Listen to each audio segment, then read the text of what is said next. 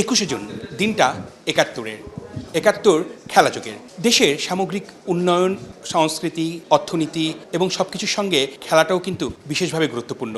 বিশেষ করে দেশের খেলোয়াড়দের সাফল্য জাতীয় এবং আন্তর্জাতিক অঙ্গনে দেশকে নিয়ে যায় এক ভিন্ন উচ্চতায়। একাত্তর খেলাযোগ সব সংবাদ সমান গুরুত্ব দিয়ে প্রচার করার চেষ্টা করে। তাই খেলাযোগের একাত্তরের জন্মদিনে সবাই এসেছে শুভেচ্ছা জানাতে, এবং সেই শুভেচ্ছা বার্তায় কী প্রত্যাশা করছে খেলাযোগের কাছে সেটাই একবার জেনে নেব। 14 বছর যাবতেই আমি একাত্তরের সঙ্গে ওতপ্রোতভাবে জড়িত। আমার কাছে এখানে আসলে মনে হয় যে আমি একটা আমার পরিবারের কোনো অনুষ্ঠানে আসছি। বাংলাদেশের ইতিহাসে কোনো টেলিভিশন চ্যানেল এরকমভাবে আলাদা করে ক্রীড়াকে নিয়ে কোনো প্রোগ্রাম করে। সুতরাং সেদিক থেকে আমার সবসময় একাত্তরের প্রতি একটা দুর্বলতা ছিল, আছে এবং থাকবে। খেলাযোগ যেভাবে বিগত সময় কাজ করেছে, বর্তমানে এবং ভবিষ্যতে তারা নিউট্রালি নিরপেক্ষভাবে দলমতের ঊর্ধ্বে গিয়ে আমাদের যে দেশীয় যে খেলাগুলো রয়েছে সেই খেলাগুলোকেও 71 টিভি খেলাযোগের মাধ্যমে সারা বাংলাদেশের মানুষ দেখবে, সেটা আমি প্রত্যাশা করি। খেলাধুলাকে গণমাধ্যম যেভাবে প্রাধান্য দেয় অন্য অনেক দেশে এরকম দেয় না। আর দেশের শীর্ষ গণমাধ্যম হিসেবে অবশ্যই এই কৃতিত্বের বা এই সাফল্যের ভাগিদার 71 টিভিও।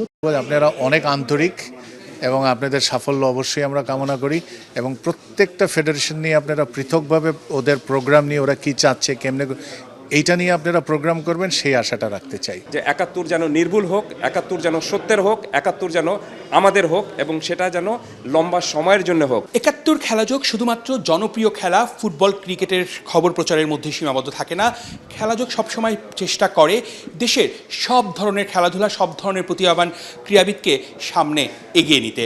সেই কারণেই খেলাযোগের জন্মদিনে কিন্তু রোয়িং ফেডারেশন থেকে শুরু করে রাগবি ফেডারেশন, বাংলাদেশ ক্রীড়া শিক্ষা প্রতিষ্ঠান, বিকেএসপি, যোগা ফেডারেশন থেকে শুরু করে একাধিক ফেডারেশন কিন্তু 71 টিভির এই জন্মদিনে আসে। যে নিবিড় সম্পর্কটা সেটা সবসময় বিদ্যমান থাকবে, এবং এভাবেই তারা 71কে সাথে নিয়েই সামনের দিকে এগিয়ে যেতে চায়। শুনবো তাদের কথাও। খেলাযোগ প্লাস যেভাবে করে 71 টিভি যাবৎকালে বিভিন্ন খেলাধুলাকে প্রমোট করছে, খেলাধুলার নিউজগুলোকে, নিশ্চয়ই আমরা এর মাধ্যমে অনেক অনেক উপকৃত হচ্ছি। প্রত্যেকটা ফেডারেশন, প্রত্যেকটা খেলাই সবাই 71 টিভিকে নিয়ে অত্যন্ত উচ্ছ্বসিত, এবং সামনের দিনগুলিতে নিশ্চয়ই খেলা সম্পর্কে আরও ভালো ভালো নিউজ করে খেলাকে উপকৃত করবে। 71 টিভি আমাদেরকে সাপোর্ট করুক, আমরা ওনাদেরকে সাপোর্ট করি। Together we can go towards tomorrow. আশা করব তারা আরও আমাদেরকে আরও ভালো দিক নির্দেশনা দেবে এবং ভালো ভালো জিনিস প্রচার করবে সাহসের সাথে। স্পোর্টসের জন্য এতটা যে 71 নিউজ দেয়, সবার মনে হয় যে না, যেই ইনফরমেশন পাস করা বা কারো যদি কোনো সুবিধা প্রতিবাদ সব কিছুই আমার কাছে মনে হয় 71 টেলিভিশন দেয়। আমরা খেলাযোগ দেখার জন্য প্রতিদিন ওয়েট করতে থাকি যে কখন 10:30 বাজবে। সো আমার কাছে মনে হয় খেলাযোগ কিছু কিছু নিউজ তারা খুবই কনস্ট্রাকটিভ করে। একমাত্র বেসরকারি চ্যানেল যে আমাদেরকে দেশের বাইরেও সাপোর্ট দিয়েছে, এরকম সাপোর্ট আপনারা দিয়ে থাকবেন সেই প্রত্যাশা করছি। নট অনলি বক্সিং, সবগুলোই তো কভার করে। তো ইনশাল্লাহ আগামী দিনে আমরা তাদের সাথে থাকবো, তারা আমাদের সাথে থাকবে। প্রতিষ্ঠাবার্ষিকীতে 71 টিভি উত্তরোত্তর সমৃদ্ধি কামনা করুক। যেহেতু আমি হকির লোক, তারা অবশ্যই স্পোর্টসের সব দিকে খুব ভালোভাবে কভার করে। তবে আমি চাইবো যে হকিটাকে যেন আরেকটু বেশি নজর দেয়। ক্রিকেটের উদ্দীপনা তো আগে থেকেই ছিল, ফুটবলের উদ্দীপনা নতুন করে বাড়ছে।